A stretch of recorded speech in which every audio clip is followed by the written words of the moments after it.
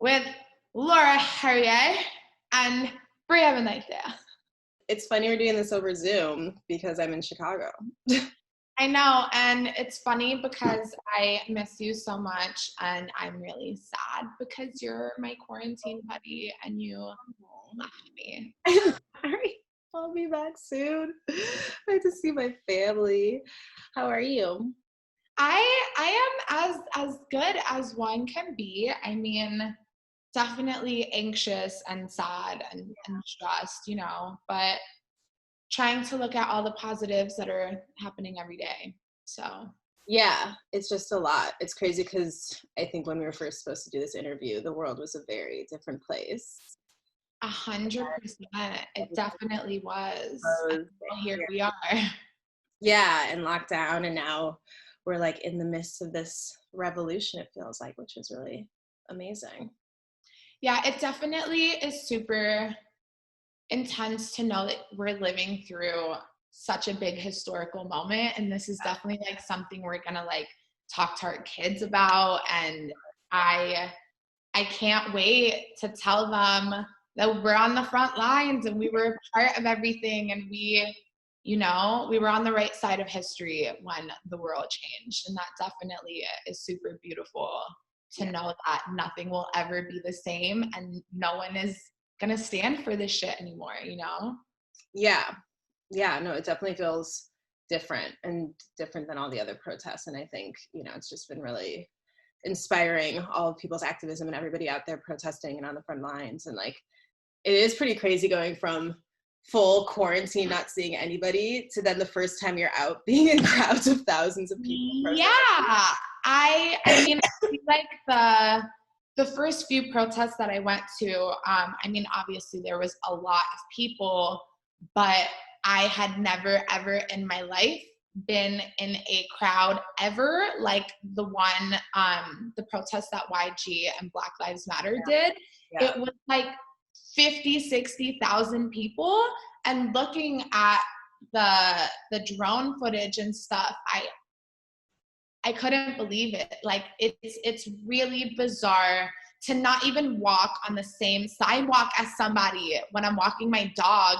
Exactly. To literally be in a crowd of 50,000 people just screaming and demanding justice. Like I didn't know how to feel. It was so beautiful, but it was also just such like a different moment to be, to go like from one end of the spectrum to the other. Yeah, 100%. Yeah, but it's exciting. I feel like, I don't know, I'm just proud of all these young people, everybody out there really like fighting, and yeah, it's cool. It's a crazy time.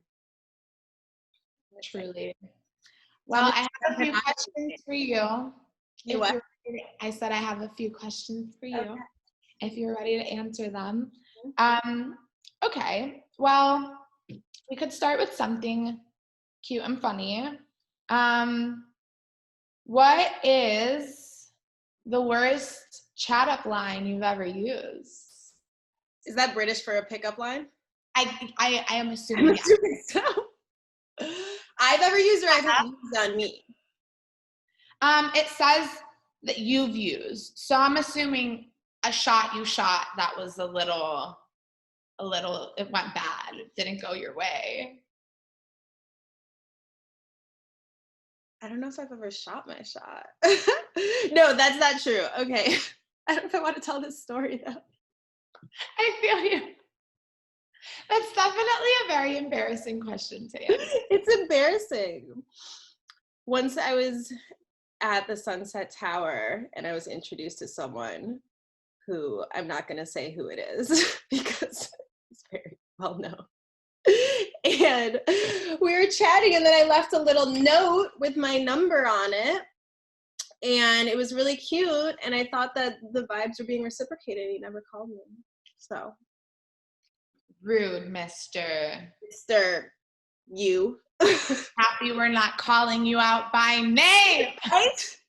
And then he tried to slide in my DMs like a year later. Rude. I mean, literally so typical. Nope. Like, of course. Nope. Of course. Funny, yeah. You have one?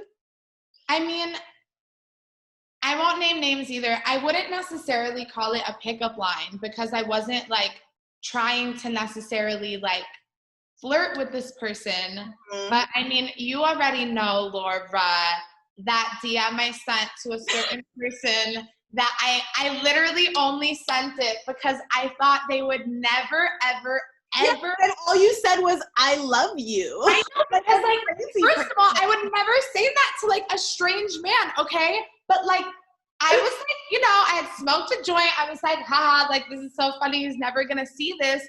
And then he answered like an hour later, and I was absolutely mortified. To this day, I'm like, my life goal is to avoid this man because I think he thinks I love him. And said, I love you. As a joke. Wait, but what was his response? Wasn't he just like, thank you? No, I mean, I think he said thank you, and then he told me he loved the Florida Project, and then I didn't know he stopped like smoking weed, so I was like, let's smoke a joint, and he left me on scene. I really wish literally think about it once a week. So much funnier. Oh my God, dark. Okay, let's see. What is a fact that nobody knows about you? Or wait, I think we have to say that about each other. Okay, wait, a fact about Laura that nobody knows. Or maybe they do know, but I don't think it's like a public knowledge thing. She is the best at like A, obviously cooking, but B, like nobody has presentation like Laura, okay? Laura taught me how to make a cheese plate. Laura like is just this genius of the home and can literally just like take something that doesn't look exciting and present it in a way that's just like absolutely mind-blowing. And I think more people need to know that. I mean, you taught me how to roast a chicken. Like, come on. She's like the king of the house. I love like aesthetics and plating and the whole thing of that comes with cooking, like the visuals as well. I think that's really important.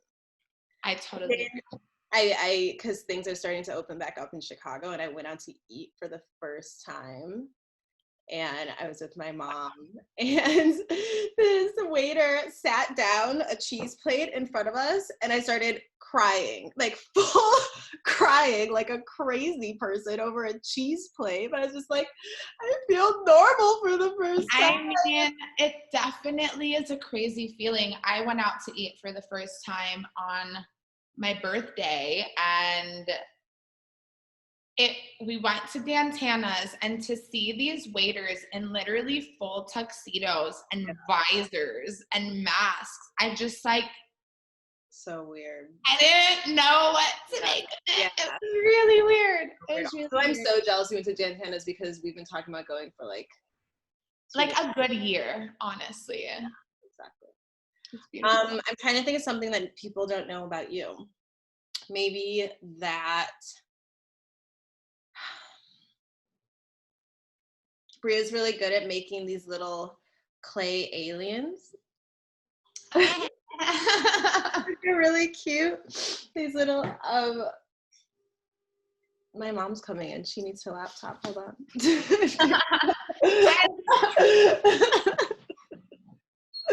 Real life. And those little squishy green ones. Remember that time that Ben threw the toy for your dog and he hit the green alien you just made, and I thought you were going to lose your shit on him. Like, I've never seen you get so mad because he knocked over your Arden. Oh, that's it. Okay.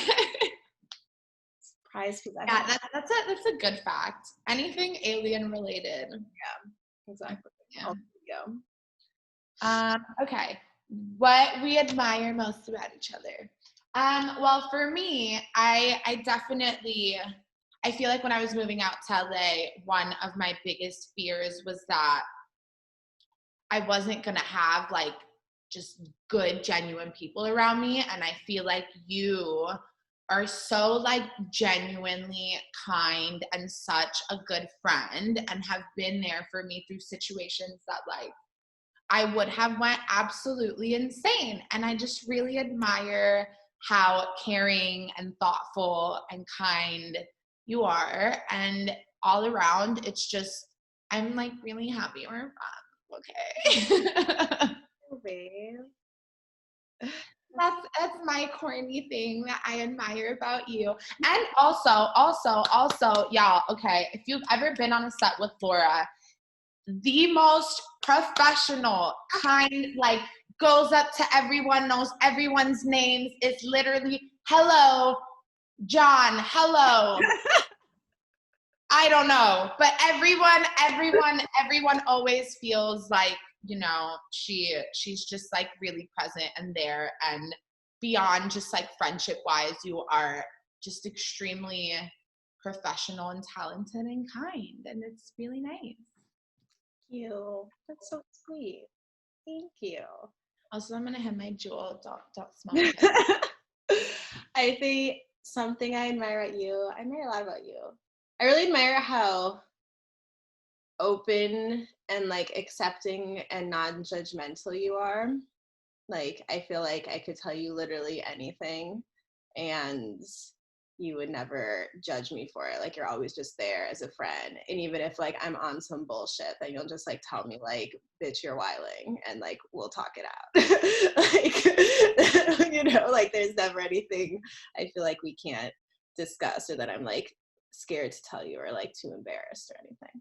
Literally same. Yeah. So thank you for never having judgment, just always being like a really supportive friend, even when we're going through it, like we have been. There's nobody else I'd rather go through it with. No one else I'd rather spiral with.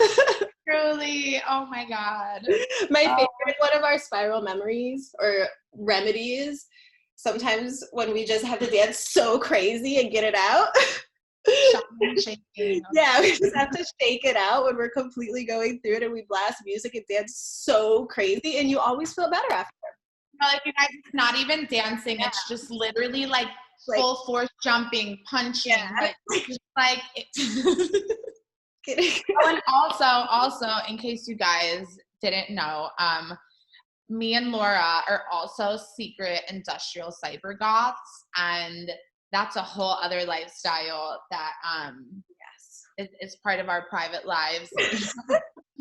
That we had to embrace when we were shooting a movie in Scotland, and we were losing our minds, but we found that. 100%. We found that. What is your favorite role to date? Ooh. Either Camille in Hollywood or Patrice in BlacKkKlansman, for sure.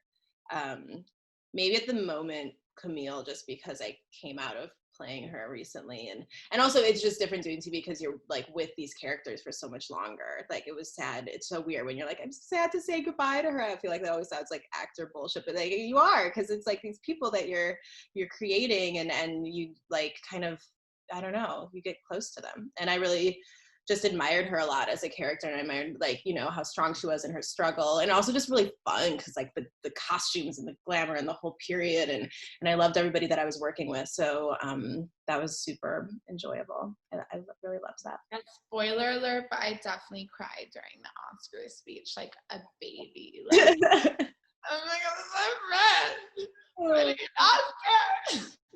I know, it's cute. A lot of people told me that. No, you definitely, like, you did that. Camille was definitely my favorite character in Hollywood. So major. Who's yours? I mean, obviously, the Florida Project is extremely special. But I definitely think it will be replaced this year with something secret that I'm working on, and I'm very excited about. But yes, it's still a secret, so I can't tell you guys anything. But I will say that I created it, and I will be very excited to bring it to life. And this character that I will be playing is everything I've ever wanted to be. So it's definitely very exciting. I wish we could talk about it. I know, it's literally, it drives me insane because obviously like my group of people like are all very aware, but to just keep it to myself it's been a long time. Yeah, it definitely drives me crazy, but we're very close. So close. So close. It's so awesome. Discussing the industry and how it could be supported, how they think it will change. Well, first of all, how about we cast more people of color? Yeah, I mean, that's like, what an idea. Change. Like, I don't know, maybe obviously things are going to change because of COVID and because things will be distant, and I think sets will look different. But I think the most important thing we need to be fighting for right now is just representation of all people, of obviously Black people, but like we need more trans people, we need more queer people, we need people with disabilities, we need like everybody represented and in front of and behind the camera. Like it's just so crazy to me. 100% also behind the camera. I feel like people always forget that like how many jobs exist that aren't talent when things get created, and like there are so many opportunities to hire a diverse cast and crew, and people need to make it more of a point to do that because and I mean unions need to be letting in more people of color, like, you know, to be crew workers. There needs to be more Black hair and makeup artists. It's so rare to even see that, you know. It's really it really bugs me out how I've even been like on certain shoots and like they have like a hair and makeup person who doesn't know how to do a Black girl's hair or like doesn't have the right like foundation for. I don't think you should be able to that's not like hair or makeup artist if you can't do all people. No, literally, like you should, that should not be your job unless you are literally able to execute on anybody in general, any human being. If you can't do their hair and makeup, then don't be a hair and makeup artist. Yeah, and obviously it goes without saying, I think, you know, producers, writers, directors, studio executives, I think we need to see change and diversity at every level. So that is what I'm hoping for and pushing for. And, you know, I think we need to go forward and try and create that change.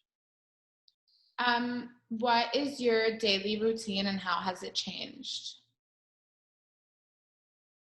I mean, during quarantine, it was pretty blah, you know. I'm really happy that I was able to see you and a few friends through it. We kind of had our little quarantine pod. And now I feel like, because it's kind of in between of things opening up and where are we at, and my daily routine isn't really the same. It was nice when I was doing Hollywood press because I had actually like stuff to do. And now get that made a little routine. It's just weird.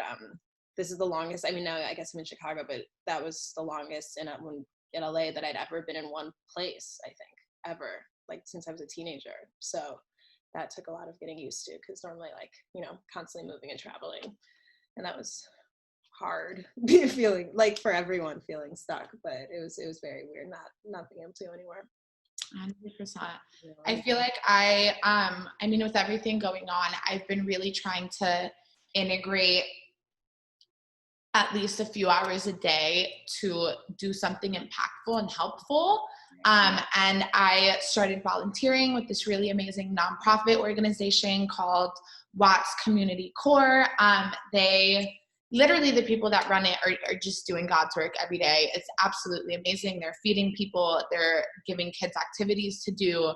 They are just really helping their community in ways that like just are so necessary. And I feel like a lot of people, you know, there's a lot of bigger organizations that are more well known and are getting a lot of funding, which is great. But I feel like people need to also focus on finding places that are helping in their own communities so that the littler places get as much attention and help as the bigger ones. And then I know you're helping us as well when you come back, but I have been working with my friend Gabby and Keish and Caitlin on putting together 100 sort of like wellness bags of stuff just for Black women and non-binary people who are on the front lines every day. And we're just trying to do something nice, sort of help them have some self-care. And it's just skincare and hair care and vitamins and candles and all this stuff. And it's been really nice. So every day I have been trying to do like at least an hour or two of some sort of, you know, good for the world. And it definitely, I feel like, gives me a sense of purpose, which is really nice, because in these times it's easy to get overwhelmed and depressed and just, you know, like shut down almost. And in times like this, I've been really thankful that I have a lot of friends who are just like pushing through and getting together and trying to figure out ways they could help with the resources that they have. I love that. Yeah, no, it's so important to, I think, while we're fighting for all this change, also recognize that it's important to take care of our mental health as well. Yeah, 100%. And I feel like, you know, there's no way things are gonna change unless we also care not only about the structural changes, but about the changes of caring, of therapy, of giving people the tools to get help that is actually like good help and isn't, you know, just like stupid funded stuff that like doesn't help anybody. I feel like it's a good note to end on. I agree. Thank you guys for listening to us talk. And yeah. I love you. I miss you. I miss you. I can't wait to hug you. Oh, just a few days. I love you. Have the best day. Bye, guys. Everyone watching. I hope you're having the best day. Mwah.